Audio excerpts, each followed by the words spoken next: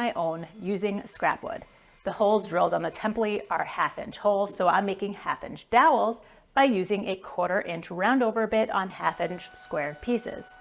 Obviously, you don't need to make your own dowels. 1/2-inch dowels are readily available at every big box store, and you can even find nicer woods like walnut online. But once you make your own dowels and realize how easy it is, I promise you'll never buy them again. Okay, now for the tray. I have this 1/4-inch piece of scrap plywood that will work. Now I just need 1/4-inch spacers to build up the edges on the sides and 1/2-inch edge banding for the front and back of the tray so it fits into the 1/2-inch groove that I made. 2 strips of the 1/2-inch thick material get glued to the front and back of the tray, and 2 strips of 1/4-inch thick material gets glued to both sides of the tray. Super simple, the tray is done.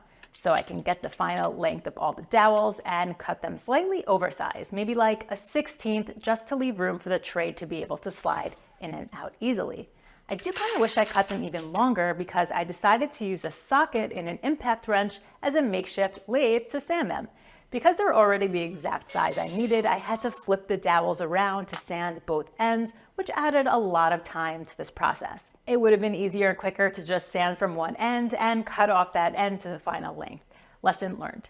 Anyway, to make sure there'll be a slight gap between the tray and the base, I put some painter's tape on the edges of the tray as I glued the dowels in place.